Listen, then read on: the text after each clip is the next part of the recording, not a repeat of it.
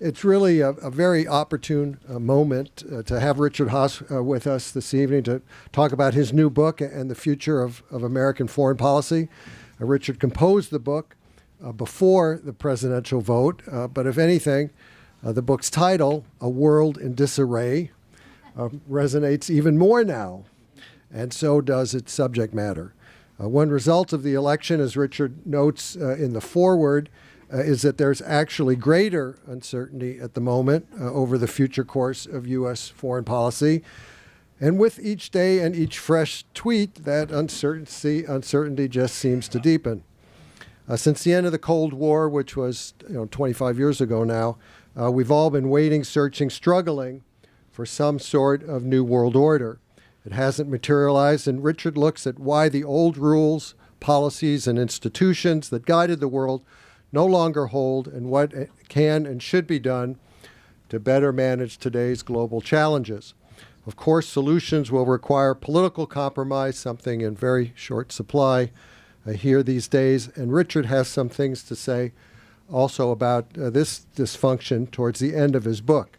But he tries hard to avoid sounding partisan, criticizing Democratic as well as Republican policies, and his warning at the end not to wait until the world's disarray erupts into even worse institutional crisis should really be heeded by everyone.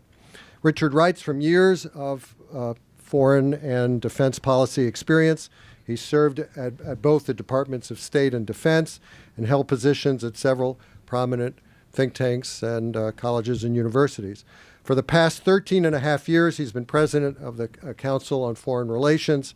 He's also authored or edited a dozen previous books on American foreign policy and one book on management. So, ladies and gentlemen, please join me in welcoming Richard Haass.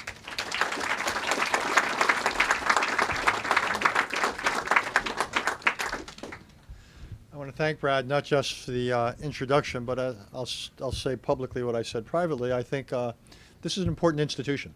I used to live not far up the road, and I think independent bookstores per se are, but this is a special one, given events like this and the role it plays in this city and in this community. So thank you. Thank you for what you do. And speaking of thanks to you all. It's great to be an author, returning to the place I lived for decades, and to come here and to talk about a book with in front of so many people. Presumably who came here for this purpose. You didn't promise something else tonight. Okay, so. There's beer and wine downstairs. There we go. The book is called A World in Disarray. I thought about the title a lot, and perhaps I'm betraying my generation. I actually took out a thesaurus. That was my first. I didn't Google. I took out wrote Miss Roget's thesaurus, which I expect most of you still have. For many of us, it was the bar mitzvah present, and and I looked at words like disorder, which I thought was kind of too common. Messiness lacked elegance. You can't write a book about messiness and ask people to shell out $30 for it. Chaos or anarchy seem way too strong and too bad. And it's not inaccurate. Yeah, it might apply to the Middle East, and we'll get to that in a minute, but it doesn't apply globally. There are all sorts of institutions and restraints and all that. So I searched and thought and essentially came up with disarray. And that is where I think we are, which is hence the title. But it's not just a snapshot, it's a moving picture. And if I were I live in New York now, and so we're big on financial metaphors. But if there were a share of stock called World Order Inc., and we were trading on the New York Stock Exchange or the NASDAQ, this stock would have lost at least 10, probably 20% of its value in the last few years. And so what led me to write the book is a real concern, because I'm concerned about where we are. I'm concerned about the direction, the arrows, if you will. And at the risk of getting ahead of myself, I am persuaded that things will not get better by themselves. There's nothing about the world that is self-correcting or self-organizing. For those of you who studied economics 101, one of the basic things you learn when you study about markets and capitalism is Adam Smith's approach of the invisible hand, and the idea that markets have a way of optimizing outcomes. That may or may not be true in economics. We can have that debate another night. I know it's not true in geopolitics. Markets do not sort themselves out. Peace is not the natural condition. It's something you have to work at all the time. So I wrote this because I'm concerned about the direction of history. And I wrote this, as Brad said, not knowing what the outcome was going to be. Actually, I'll tell the story of how I wrote this book, which in some ways gets us there. I went to Oxford as a graduate student, but for some reason, Cambridge University asked me to come and give this annual series of lectures. And I didn't know Cambridge well, but I figured what could be bad about a week in England in the spring. And if you've ever been to Cambridge, it is one of the most beautiful universities in the world. Physically, it's sensational. It's actually more beautiful than Oxford, just in terms of what it looks like. And the music is sensational. If you like evensong at the late afternoons, it really is one of the great places in the world to be. So I had to give 3 university lectures. And I thought hard and essentially dealt with some of this. And I wanted to explain something that had puzzled me, because I've studied a lot of history. That's what I studied mainly at Oxford. And I was trying to answer a question, which is, if you look at history and you look at the last few hundred years of history, the principal driver of history, what accounts more than anything else for friction and often conflict and wars, is the rivalry between or among the major powers of the day that often spills over into a conflict of whatever dimension. And just take the 20th century. You had World War I, you had World War II, and then you had the Cold War. Those are the defining characteristics of the 20th century. So what surprised me about the current situation that began to get me going on this exploration was, the Cold War ended roughly a quarter of a century ago. Berlin Wall came down on all days of 11/9/89. And you had that not just ended, but it ended peacefully. And it ended on terms that we in the United States and the West could barely have dreamt about. The idea that it ended peacefully with the dissolution of the Soviet Union, the dissolution of the Soviet Empire, German unification within NATO. Nobody was that optimistic to say that the Cold War would end on such terms. And when you look then at the couple of decades since, basically from 1989 till a couple of years ago, what struck me was major power relations weren't bad. U.S. and China had worked things out. The Taiwan issue had been finessed. There was limited cooperation. All the prophets of doom that the United States and China were destined to have a new Cold War, their prophecy hadn't been borne out. U.S.-Russian relations were a bit scratchier, but again, all things being equal, not so bad. Other great power relations, major power relations, weren't bad at all. But at one and the same time, things were not going great in the world. So the question I put to myself that I didn't really have an answer was, why, if the principal driving force of the last few hundred years of history, which is great power, competition, and conflict, why are things not better if that driver is largely absent? And it was that question that got me going on this book, because I couldn't understand why things essentially weren't better than they were. And the process, I had to give these 3 lectures, and I thought, oh, this is going to be the easiest book I'm ever going to write.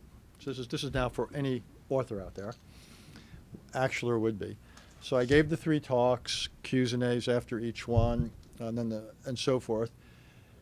And I had it all transcribed. So I had this sheaf of papers like that. And I said, great, I'll just edit this, and I got a book. Fastest book I've ever written. Well, I edited and edited and edited. And after 3 months, I gave up and threw it out. One of the great quotes, Isaac Bashevis Singer, the great Yiddish writer, once said, a writer's best friend is his waste paper basket. I guess now he would say it is the delete button. I agree. I let go of it, and literally, the way I write is I don't use Fitbit. What I do is I walk around Central Park. For me, that's how I sort things out. I gave up on that transcribed set of pages and started over. And this book is the result. And it's an attempt to, in some way, solve that riddle to me about why are things not better. And what I did in the book, and you'll see it, is essentially try to essentially do three things. One is, explain how we got to where we are, because it wasn't inevitable. And what I looked at is history and try to understand what was the dynamic that got us to where we are today. How is it that we have a world in disarray? And what I try to do is come up with explanations, because again, it wasn't inevitable. Indeed, the more I work in government and the more I study policy, the more I'm persuaded that less and less is inevitable. Ideas matter, people matter. If different people had been in critical positions at different times, I actually think history would be very different. What I think the greatest man of the 20th century was Winston Churchill. If Churchill hadn't been where he was, I'm not sure things would have worked out that way. Or things I've worked on personally. I was the Middle East advisor to the 41st president, George Herbert Walker Bush. I'm not sure that every other person would have necessarily said when Saddam Hussein invaded Kuwait, well, I'm going to put together, I'm going to send 500,000 Americans in uniform overseas. And we'll get a few 100,000 people from other countries, have a dozen or so resolutions. We're going to give Saddam Hussein all sorts of ultimatums. If it doesn't work, we're going to kick him out of Kuwait by force. But then we're not going to march on Baghdad. Not clear to me that that was, shall we say, axiomatic. That wasn't preordained. His son obviously decided to do what he did with Iraq. This president decided to do certain things and not do others. My point is simply that there's very little of history that is inevitable. And so what I try to do is, again, unlock for myself an explanation of why we got to where we are. And what it came down to was really, one, there are historical forces which are powerful. Globalization is one. You've got all these things moving in tremendous quantity, at tremendous speed across borders, and essentially the ability of governments and others to manage it is limited. Globalization is outstripping our ability to cope with it. Whether it's cyber technology, just use that for example. You've got all these things happening, but the rules are lagging behind the technology. Same thing is true in other areas. Proliferation. Right now, we've limited it to 9 countries that have nuclear weapons, but we seem unable to put ceilings very well on several of those 9. The fastest growing nuclear arsenal in the world is not the United States, it's not Russia, it's Pakistan. And now we've got North Korea, whose arsenal is growing and also is about to have missiles that can reach the continental United States. So we've got, again, these are all terrorism. You don't need me to stand up here and talk about how that in many ways has metastasized in ways to threaten all of us. So some of the things are simply, though, structural. You have rising countries, the Chinas and others. The countries get better at productivity, figuring out how to put together the means of production. Other countries don't do so hot. Russia, after the Cold War, Russia now is down to 143 million people. Another way of putting it, the population of Russia is roughly 50 million less than Pakistan, 60 or 70 million less than Indonesia. Russia is a very narrowly based economy, oil and gas. As a result, the GDP of Russia has shrunk by more than 10% over the last year or two because commodity prices came down. So countries do different things. But there are structural things that account, but that didn't interest me that much. What was so interesting to me was other things going on. Some were, and I alluded to it a minute ago, things that the United States did, the Iraq War, that upset in many ways the power balance in the Middle East between Iraq and Iran and created tremendous frictions between Sunni and Shia.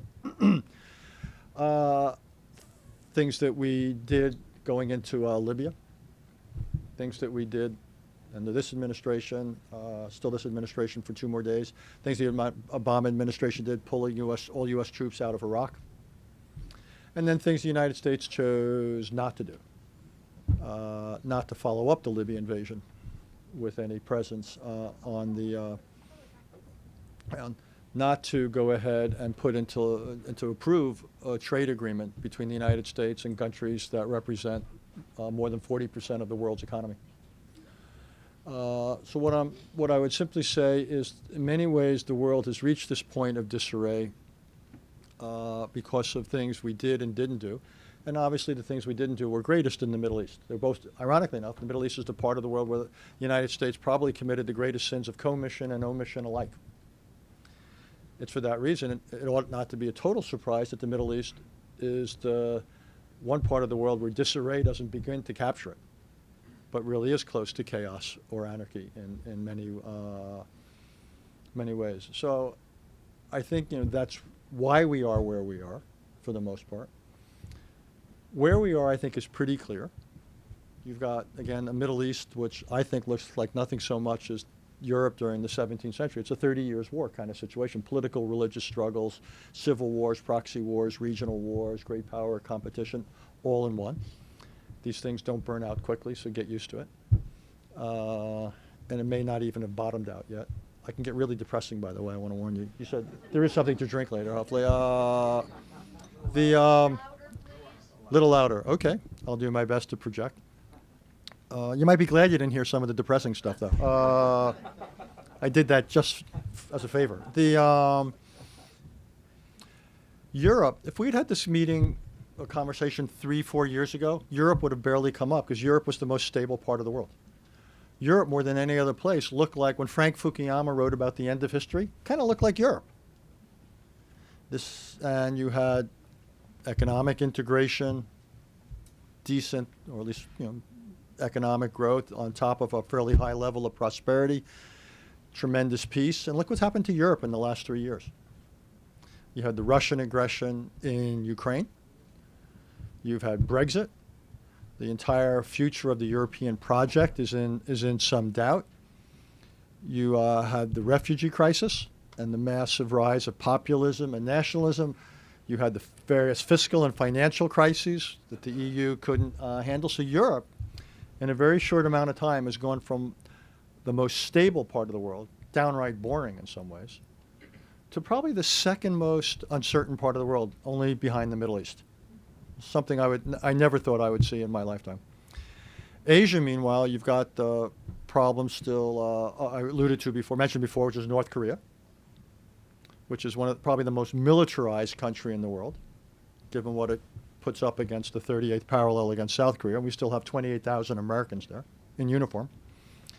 And also its long-range missile and nuclear capability, which is growing. Indeed, this challenge will be probably one of the top decisions for Mr. Trump and his administration, which is what to do about it. And then you still have the rise of China and the question of China. What kind of a character does Chinese foreign policy take? What does China decide to do with its growing capacity, its growing wealth? Things in Latin America and Africa are better on the whole, but there are still important exceptions, from Venezuela and close to here to in Africa, South Sudan, places like Nigeria, where the problem is terrorism, bad governance, poverty, you name it. And then again, at the global level, you've got all sorts of issues, from the demise of global trade talks. And trade, by the way, is not just a great engine of economic growth. It's also been historically a great engine of development. And it's been a great glue that has helped maintain peace. Indeed, to me, it's truly depressing that the one issue that Senator Sanders, Secretary Clinton, and Donald Trump agreed on was they all opposed the Trans-Pacific Partnership. And I actually think that had, and hopefully I'll try not to speak about it in the past tense, has the potential to make a real positive difference, both economically and even more strategically. Cyber, I already mentioned. In health areas, lots of countries, we have the National Institutes of Health. We have, even more important for this, the Centers for Disease Control. Other countries just don't have that capacity to monitor what goes on and then to react to it if there's an infectious disease outbreak. Climate change, if one looks at where the world is today, you saw the newspaper stories.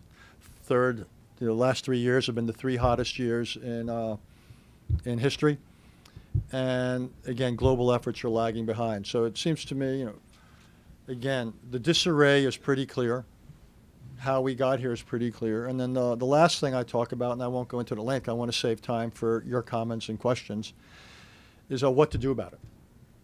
And, because what I'd want to highlight again is the fact that we got here wasn't inevitable. So nothing is inevitable about where we go from here. This is not a pessimistic book. It's not a fatalistic book. It's a sober book. And again, it's not going to fix itself, but many things can be fixed. What it's going to take, though, is the United States playing an active role. There's no one else who's ready and able to play that role globally. It's going to mean several things, and I'll just quickly touch on them, and then I'll stop, but I'm happy to circle back on any of it. One is we've got to put our own house in order. We've got to have the resources. We've got to have the focus, and that means raising our level of economic growth. It means dealing with our debt, which I think is something of a time bomb facing this country, improving our infrastructure, making Americans or helping Americans get to a place so that they can compete effectively in the world, and more important, so they can deal with the consequences of new technology. The principal driver or a source of job disappearance is not foreign goods coming into this country. The principal source of job disappearance is new technology. 80 to 90% of job loss in this country is because of productivity increases. You can't stop it. The question is, how do we cope with it? How do we make sure that Americans whose job disappears because of productivity and innovation, that they're then ready for the next job, and the job after that, and the job after that? What will it take as a society to make sure we can handle this relentless pressure? President, to his credit, this president mentioned this in his farewell talk in Chicago about a week ago. Trade gets scapegoated, but this is the real issue. And we need to get serious in this country, because driverless vehicles, artificial intelligence, robotics, that's not a passing fad. This is the new normal, and the pressure is only going to get greater. So there's lots of things we got to do domestically to make sure we can cope with the world, and we can talk about also immigration policy, lots of other things. But even more internationally, things we ought to do, but also not do. And I would simply say, let me say 2 things, and then I'll stop. One is in the not do. I think we've got to observe the Hippocratic Oath. Some of my friends are here who are doctors. First, do no harm. And we've got to be really mindful that of what changes and innovations we introduce into American foreign policy, because a lot of the world's counting on us. And if we get seen as unreliable and unpredictable, 2 things are going to happen.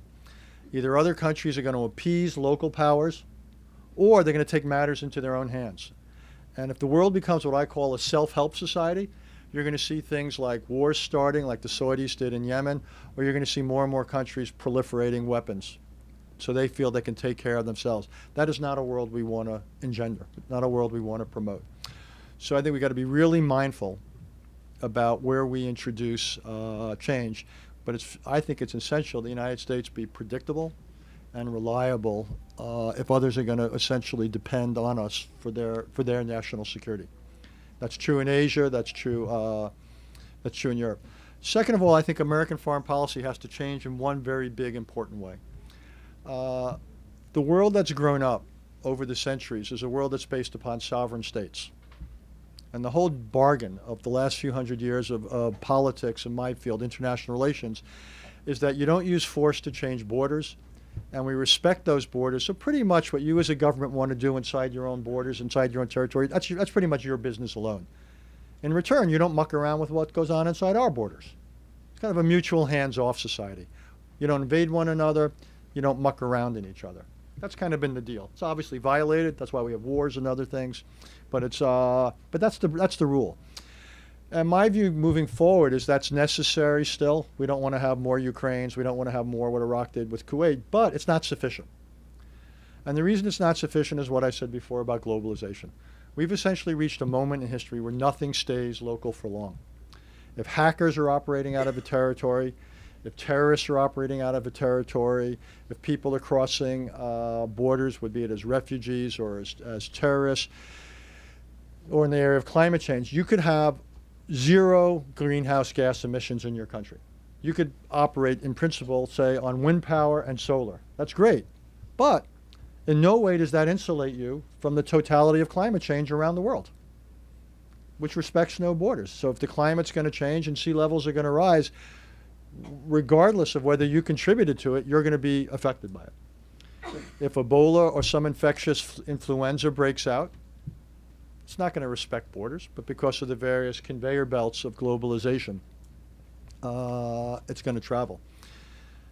No country can be economically self-sufficient. We've got to import, we've got to export. Well, what are going to be the rules for that?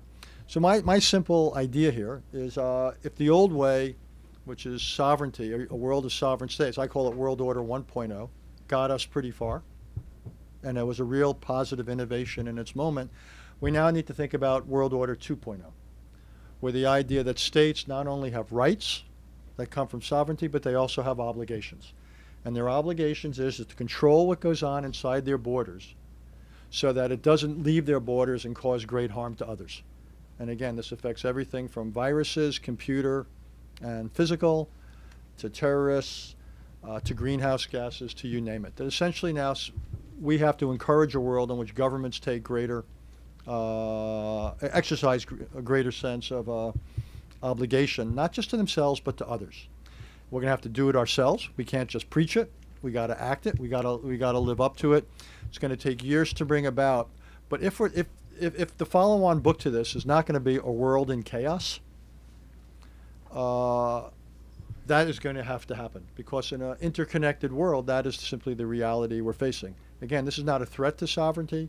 It respects it. It builds on it. But it's simply a sovereignty alone approach is not going to be enough. And I call this World Order 2.0. So my hope is, and the reason, again, I wrote this book is I'm uncomfortable with the trends in the world. I don't think it's going to fix it. It's going to take United States leadership, not unilateralism, but leadership to begin to sort it out. And I think we've got to do things at home. We've got to avoid doing some things abroad. We can talk about those. But we also need to come up with a new compass for America's role in the world, for American foreign policy. And that's what I've just tried to describe. Why don't I stop with that? And any and all comments, microphones, comments, criticisms. Don't be afraid of praise. Is allowed. Well, I would like to sure. say, first of all, it's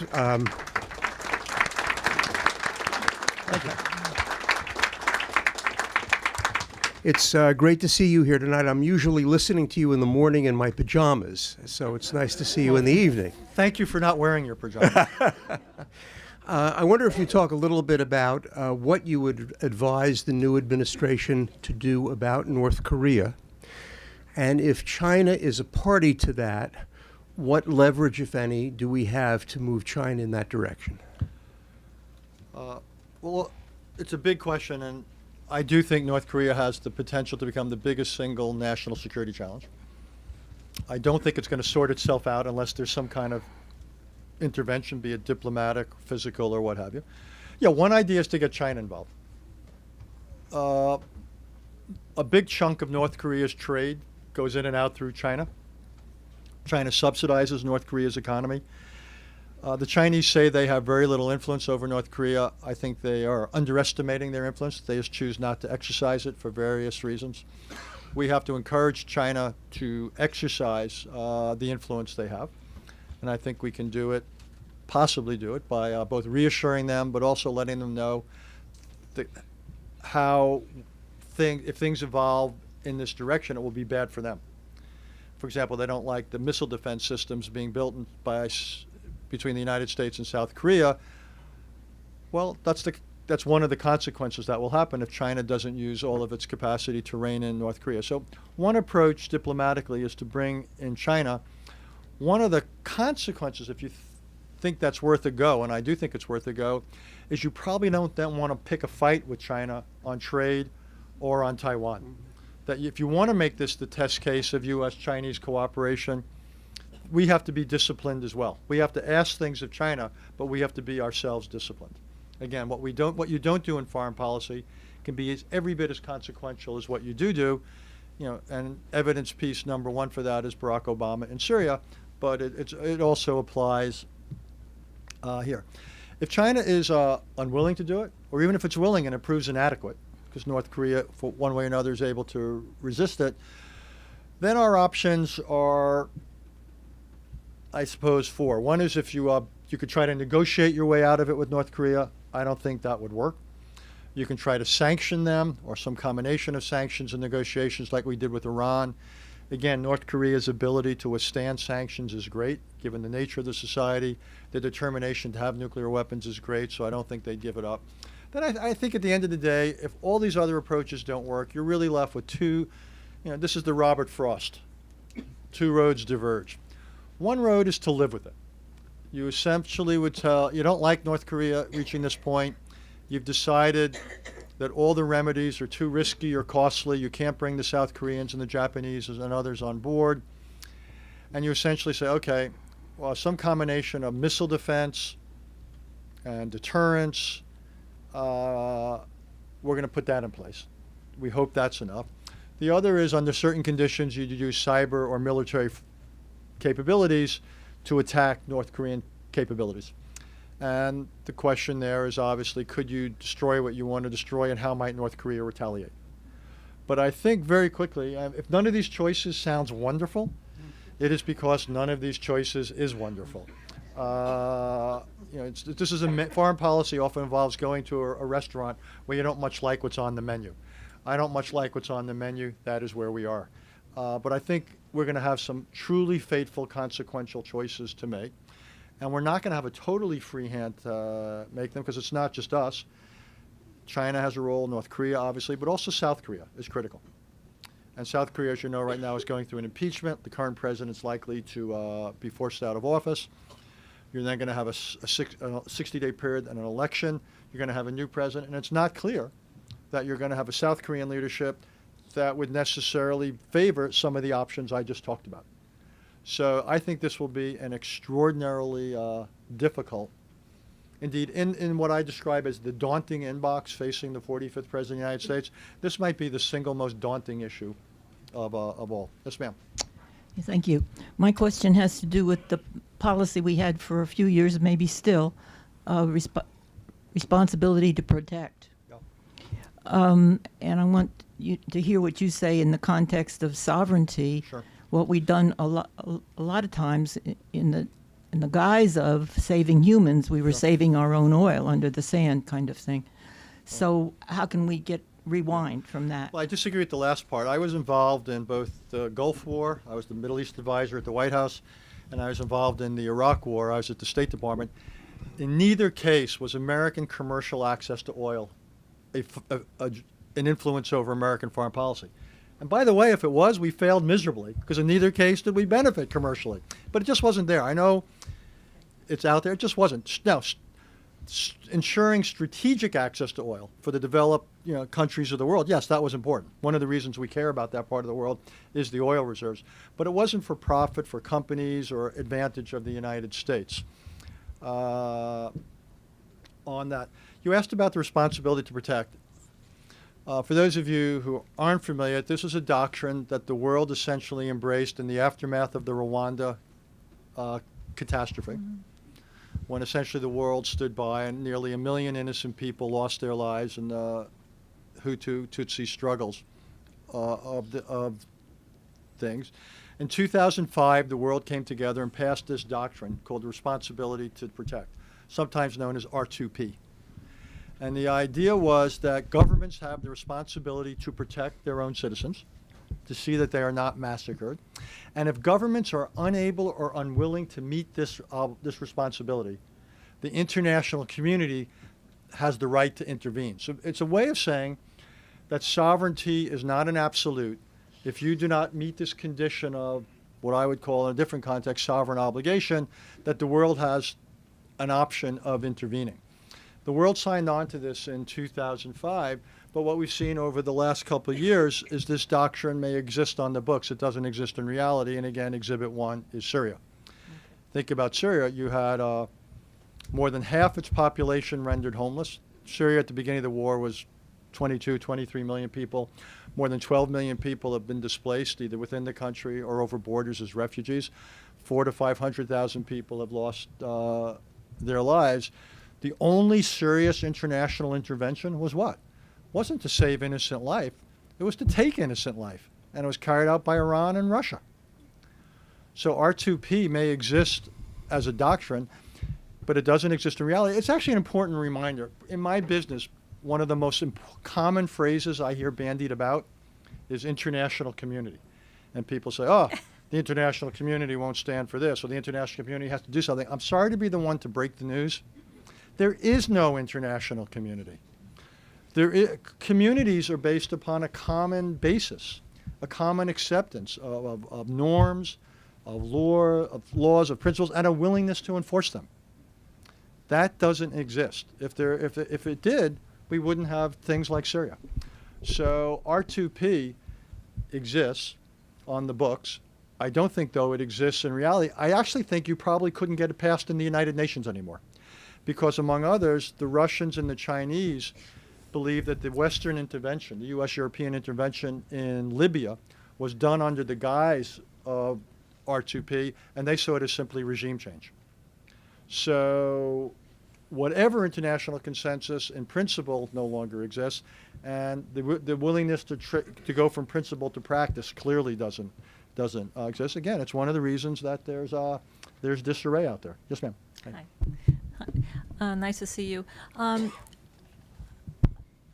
Just at Davos, Ray Dalio made some comments on some financial cable news, and he went for something like 25 minutes into a theme that we, over the past 20, 30 years, we fit our policies to desired narratives, wherever, however they're formed. And Joe Nye has made a similar, and so has Samuel Huntington about when he was alive, when he was at AEI. So I wondered, and this all sort of falls into the whole issue of judgment and decision. Mm-hmm.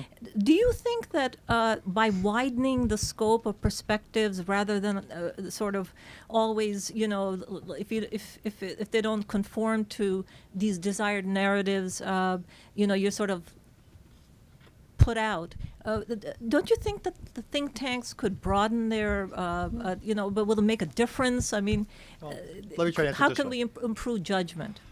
It's a big question to improve judgment. Something I may one day write a book about. I'm interested in that, which is how do you do just that? About what? First of all, what is good judgment? Yeah.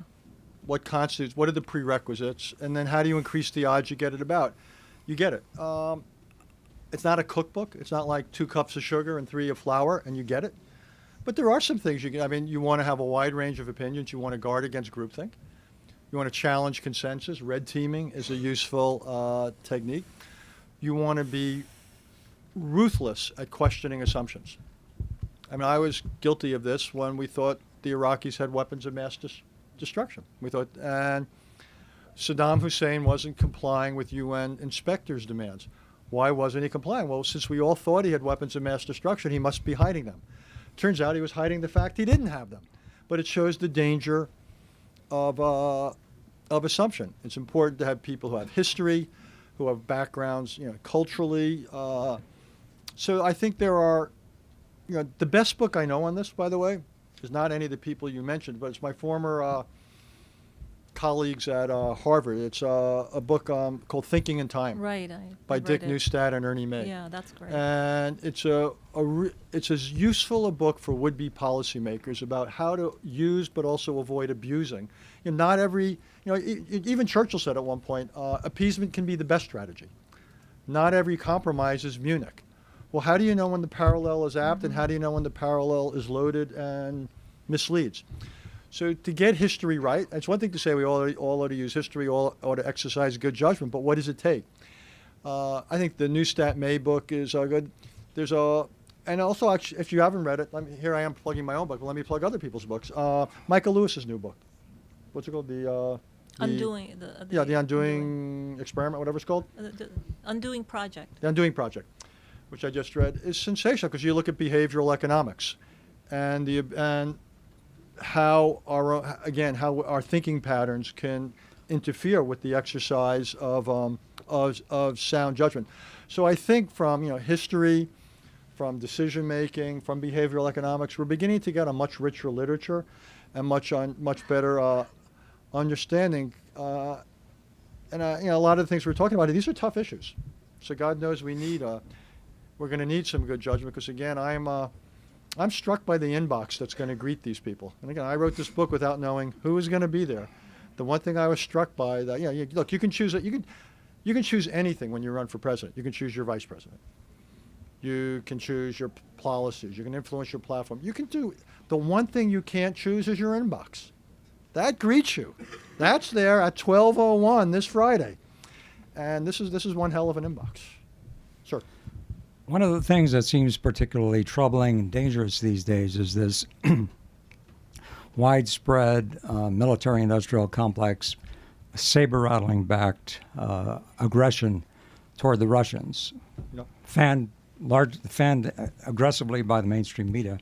Just what is wrong with being on a more friendly basis with the Russians? I mean, there's been allegations that they hacked into our accounts by all these intelligence agencies, but we've done exactly the same thing, probably in greater degrees than they have. So with this danger that, with all these nuclear weapons at bay, why don't we develop a more peaceful stance toward dealing with the Russians? Well, let me answer that two ways, because I disagree. I'm probably one of the people you're criticizing, which is okay. I can take it. Because I don't think it's a mainstream media invention. If you look at, there's been a pattern of Russian behavior in recent years, which to me is fairly alarming. The use of force in Crimea, the Russian ethnic people of Crimea were not under great threat. This was a pretense for Russian invasion. Mr. Putin, I believe, wanted to do something because the leader of Ukraine just got chased out of his palace by an angry mob. That was a precedent he didn't want to stand. It rained on his parade. He was at the Olympics in Sochi. So I believe he wanted to push back. He has interfered here and is interfering widely in Germany and other places which have elections scheduled for this year. We don't do that. We're not interfering, as best I can tell, in those countries. Isn't establishing all these NATO nations from former Soviet republics pushing their buttons? Well, we'll come back to that in a second. That's, I think, a legitimate argument to introduce. What the Russians did in Syria was not, to me, a use of force that I thought was anything but deplorable in terms of the regime. It was helping how they went about it, bombing innocent people, bombing hospitals. So look, I think that's just a reality. I would say, no, what explains why Russia is doing what it's doing? There's lots of possibilities from, but I would say more than anything else, this is a country that doesn't have much going for it economically. It does have a fairly capable military. And I think that what Mr. Putin understands is that Russia, a lot of the Russian people feel humiliated by the course of history of the last quarter century, the loss of the Cold War, the loss of the Soviet Union, the loss of an empire, NATO enlargement, and so forth. So I think what you're seeing is a response, and it's obviously resonated. His popularity is in the stratosphere, not because he's delivering in the last couple of years high standards of living, but because he's satisfying this Russian desire for respect. And I get that. I understand that. And the goal to me of American foreign policy with any country should not be quote unquote friendly relations. You can always get friendly relations. You could have friendly relations with Putin tomorrow. What I want to have is a relationship in which the Russians are incentivized to behave in ways, to act in ways that we believe are more consistent with our interests or more consistent with the standards of international behavior that we want to see, or what I was talking about. And we want to see respect for sovereignty, but we want to see more than that.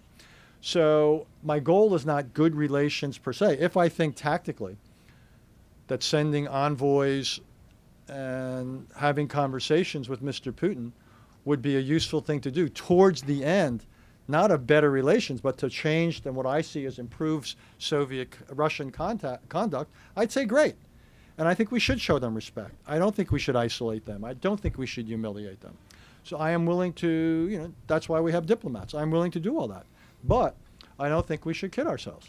This is going to be an extraordinarily difficult proposition. I think Mr. Putin has embarked on a strategic path of disruption. I think he does believe that the order as now out there in the world is disadvantageous to him. And he is worried that what he would call a colored revolution, the sort of things we've seen in parts of Europe, is heading for Russia. He wants to do everything possible to preclude that succeeding. So I don't think we should underestimate to what extent he feels potentially threatened by either the example or the actions of the outside world. And I think we should not underestimate what he is prepared to do to push back. What would you say to a former diplomat named Michael Springman, who is a former visa officer in Jeddah, Saudi Arabia, who issued visas to, who refused to give visas to potential terrorists and was consistently overruled by the CIA, who maintains that we supported ISIS in Syria while the Russians actually supported the sovereign government of Syria? Again, I don't know the specifics of the case. And I think, look, one of the complications in Syria was finding Sunni groups that we could work with that were not one and the same or even too close to various groups that we obviously find anathema. And the longer the Syrian crisis went on, the harder and harder that process became. It's one of the reasons that as difficult as our options were in Syria on day one, they weren't better on day two, and they certainly weren't better on day three. I believe we paid a significant price for delay because the ability to identify and work with Sunni opposition groups, that whatever potential there was, it deteriorated over time. Yes, ma'am. My question is related to previous questions on responsibility to protect and on judgment.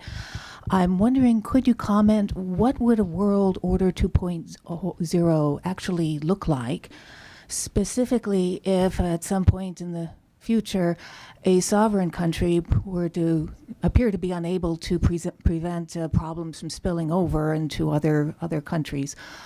Who would decide when to intervene, on what grounds and how, especially given the weakness in the UN Security Council and the loss of Security Council consensus post-Libya? No, it's a good question because legitimacy, and I write about it at great length in the book. I didn't talk about it tonight because I didn't want to put everybody in this room to sleep. But legitimacy depends upon not simply the goals of the system, but the process for setting those goals and the process for enforcing them. UN Security Council is not going to be the place.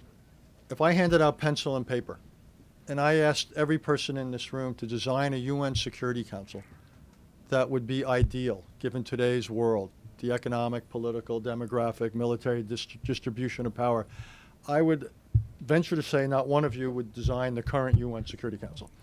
This is a body that essentially is 75, the conception is 75 years old. It's what people during World War II thought the immediate post-World War II world would look like. And things have changed dramatically. So who's there wouldn't be there in every case, and who's not there would be there. So what that says to me is that you need to be multilateral. We just should never confuse the UN with multilateralism. Or put another way, the UN does not have a monopoly on legitimacy or multilateralism. So what we're going to have to do, and as part of this process of developing, we can't impose it, but what ought to be the rules of this global world. And in different situations, we're going to find different partners. And in dealing with climate, what might matter most to the 10, 12, 15 countries that are responsible for 80 to 90% of the emissions. On trade, you don't necessarily go global. Why should you try to get a global? And the Doha round has failed because we can't get everybody on board. But we got an agreement with the countries, the Trans-Pacific Partnership, that represented more than 40% of the world's economy. Problem is we walked away from it. So what you want to do, it seems to me, is to think about who are the relevant, who matters in a certain domain, who is like-minded. So if universality is the requirement, you won't get anywhere. But the idea of some kind of a flexible approach where you're multilateral, you get the most important countries, the most like-minded, and you may have to work around those who don't. Now, over time, you can hopefully broaden the acceptance and formalize it in institutions, and that seems to me a legitimate goal. Sir. So I have a two-part question to ask about Good. the I'll try to role of remember. experts and expertise in this world in disarray. So I've only begun perusing your book, but I noticed that the blurb on the back is Robert Gates saying that this book should be in the hands of the incoming president. I was here on Sunday for Elliot Cohen's talk, and he had no less than 2 blurbs on the back of his new book saying that it should be in the hands of the incoming president. So He had 2 and I had 1? I'm sorry. It's yeah. Gosh, You got you're to making get me in feel touch bad. with his publicity people. Maybe I don't know. Making me feel bad. Okay. But so it's I'm not going out on a limb. I hope if I say that our incoming president says by his own admission that he prefers to read as little as possible. Given that fact, who in the new administration would you hope reads your book and other books of this sort? That's part one. Okay. Well, let me. I won't remember if you're going to work. Okay, Look, yeah, no. on that. Look, books are the place where you can develop your ideas at length. But I had an article, for example, in the current issue of Foreign Affairs magazine, which is just took the thing about World Order 2.0. And so in 4,000 words, you got the distillation of that. I have a piece in tomorrow's Wall Street Journal, which will deal with other things. So I think I've been on, and will continue to be on various, TV and radio things and this or that online. So there's one of the things I think any author needs to do is when you write a book, you don't make it books are essential because books discipline your thinking in a way that nothing else does. But then when you've come up with this corpus of ideas, I think you should be imaginative about how you package and disseminate them, particularly in this age of social media. So, not everybody reads books. Not everybody has the time to sit down and devote 4 or 5 hours. So you've got to be creative, and that's true for any administration or any set of audiences. And the second part of the question is very simply, given the fact that expertise seems to have been degraded, I think it was Michael Gove who in the run-up to Brexit said, the British people have become sick of experts. What can experts do when they're delivering their messages in those formats that might be able to communicate better with the public and better with the people who are being elected? It's an important question. It's one I struggle with every day, not simply as an author, but as someone who's the president of the Council on Foreign Relations. How is it you produce and package and disseminate information and analysis in ways that get to a lot of people in a way that they're going to want to devote the time and effort to absorb it? And I don't have a glib answer to it, but one is I think you put out things in different forms. You put out things with various assumptions about how much background people bring to it. So we actually have lots of things online where if you're at a fairly advanced level, you can kind of go, it's almost like go straight to go collect $200. But if you don't have that background, you haven't studied all this, there's lots of side ramps. So I think you've got to be very flexible in terms of how you present information. I think it's important not to assume. One of the things I try to do in this book is every time I introduce an idea, I explain it. Every time I talk about a historical incident, I give the background to it. Whenever I write a book, one of the things I just do as an author is I always have about 8 or 10 people read it and draft. And a couple of the people are experts because I want to have that level, who know more about the stuff than I do. But a couple of people I have read every book are, if you will, laymen or civilians. They're not foreign policy wonks. And one of the things I ask them is, tell me when something's not clear. When if I mention some historical thing or I mention an idea or it's jargon, have at me. So one of the things I did in this, hopefully I've succeeded, is write it at a level. So if you're an expert, you get it. It's useful for you. But if you're not an expert, it's there for you as well. And that's the kind of thing I think you need to do. Since you raised 30 more seconds, I did have this book, and I read it. And the 3 people or 4 people who are foreign policy experts, every one of them, when they read the book last May or June, came back to me and said, this is way too negative. And I said, well, I disagree because I think this is where things are and all that. I tweeted the other night. See, I'm also a tweeter. I'm not the tweeter in chief, but I'm a tweeter. And I said, I don't think this is. I think this book's too upbeat. I think I underestimated things, and I'm afraid I might be right with that. Anyhow, sir. Yes, these aren't pajama pants. Just I was weird wondering, Hawaiian pants. But to zoom out, if the United States is more oligarchy than democracy, whether or perceived that way by a Princeton study, movements like Occupy, or who knows which voters this season, is the U.S. leadership of the expansion of global governance or regional governance likely to produce different results than we have here in terms of accountability to average citizens? Well, again, I guess I challenged the preface or assumption. What this election showed, if anything, is that popular will is powerful in this country, and elites had it wrong, and quite stunning. And the so-called experts, I still believe in experts. I disagree with Mr. Gov about that, but it showed that the experts had lost touch with some of the society. Look, I think it's important that institutions don't get out of touch. One of the reasons the European Union has lost popular support is that it was seen as remote. That one of the phrases in the field for a long time was what was called a democratic deficit. That you had these institutions that had power over your lives, but you didn't seem to have a reciprocal power to really influence them. And that gap between their power and what people felt was the lack of their own created tremendous resentment. So I don't think the answer is referenda. I'm not a big fan of that. I think they're too easily manipulated and caricatured and all that, and too easily hijacked by populists. But I do think that those who have positions of authority ought to be held accountable, and they have real obligations to explain. And if they fail to do that, they will then, as Mr. Churchill said, they will receive the order of the boot. Sir. 3 minutes and 3 questions. Okay, why don't we take them all, and I'll do, if I can remember, I'll do it as quickly or. Go ahead. What do you think of Donald Trump's knowledge of foreign affairs in the light of his numerous tweets, as well as Tillerson, as well as the way he feels about NATO? Okay. Sir, I'm going to collect them all. Back to the question of protection. Yeah.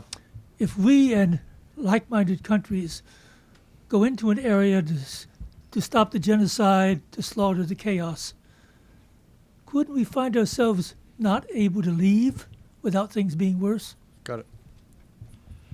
Sure. Do you think Europe's going to make it? By which I mean, there's a lot of people who are fans of NATO who believe that they are not doing what they could. Got it. Last question. Yes, sir. Thank you. This may be a little too schoolhouse, but I'm wondering if you could share your views with us on where you think Article 51 is headed, or if it has any relevance at all. As in the right of self-defense? Okay. We'll take them in reverse order. I don't know why speakers always do that, but I'm going to do that. Look, Article 51, it's in the UN Charter. It conveys the right of self-defense, but even if you didn't have it, it's a basic norm. So with or without a UN, with or without a charter, self-defense seems to me is a pretty natural response. Oh, the idea, well, that's a much more controversial thing. The idea of using military force in advance of actual attack, there's a large body of international law that says it's okay if the attack appears to be imminent. It's not okay if it appears the potential attack is simply a gathering threat. So, and people like Michael Walzer and other real authorities on international law would basically draw a real distinction between using military force against imminent threats, which is seen as okay, but gathering threats, which it's not. And I'm pretty comfortable with that distinction. Future of Europe. Again, I never thought I would be standing up in front of a group and saying the future of Europe is in play. In ways that and both the two pillars of Europe, of post-World War II Europe, are the EU and NATO. And I think the EU is in play for reasons I said before. I think I'm not a big fan of Brexit, as you've probably sensed. I don't know how the votes are going to go in the Netherlands, France, and Germany. I think the EU has real structural problems. I think it's lost the support, previous question, of a large amount of the European publics. I don't take it as a given anymore. And I would say I feel slightly, I think NATO has probably a slightly clearer future, in part because of Mr. Putin. But I think the role of the EU and all that, I think, is a little bit more uncertain. The point about interventions, yeah. As we've all learned the hard way, as difficult as it is to get into some of these situations, it's far more difficult to get out. I mean, we're going to have a test case of this as if we haven't enough very quickly in Syria. And the test case is going to be, take a step back, in Mosul in Iraq, when ISIS loses its land base in Iraq and Mosul, there are forces that are ready to provide order.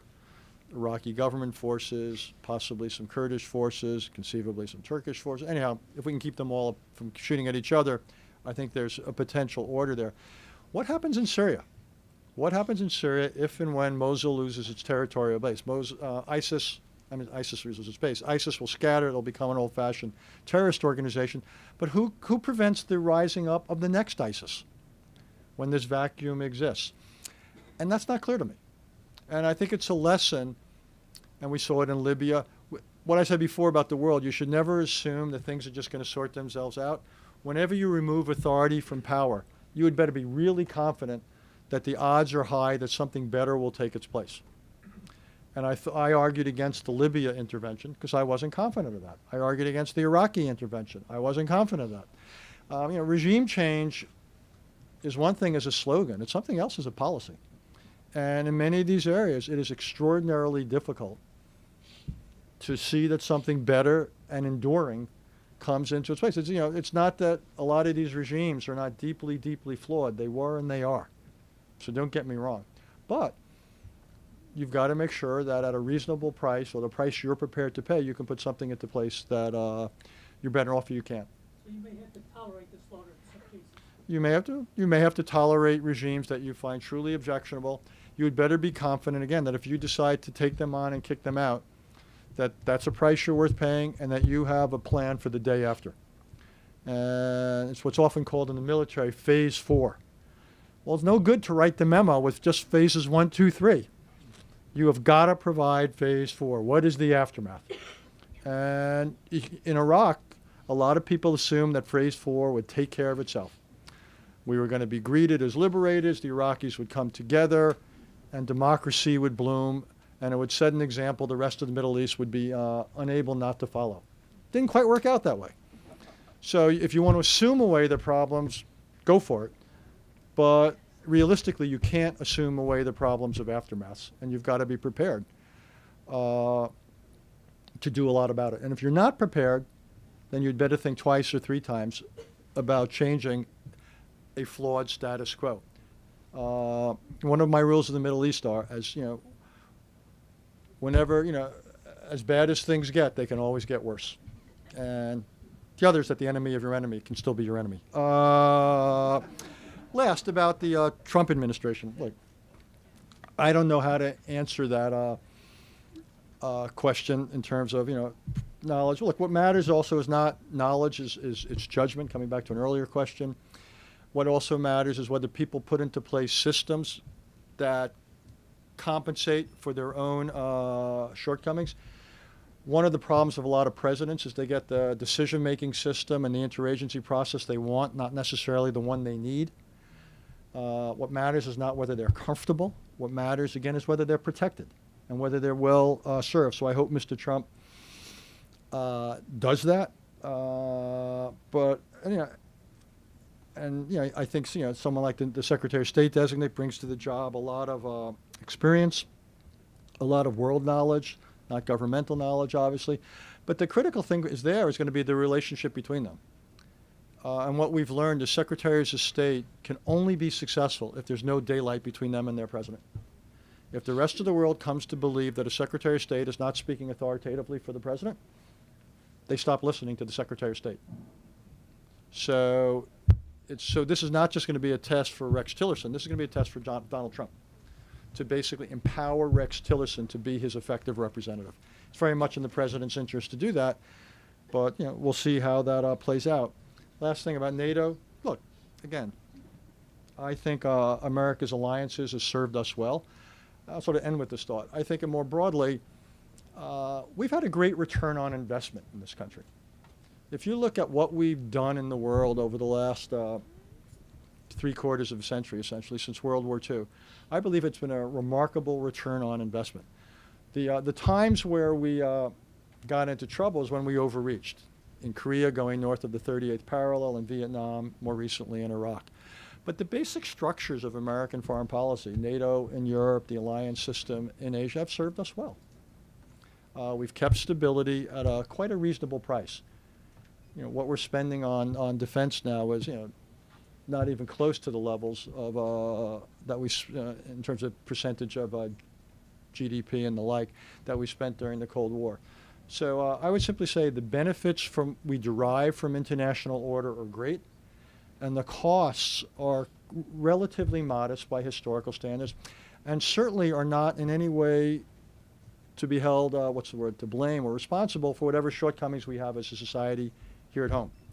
The old dispute or debate, I'll end with this point about guns versus better, simply doesn't bear scrutiny. We need to have and we can have guns and butter so long as we're smart about the guns and we're smart about the butter. With that, thank you.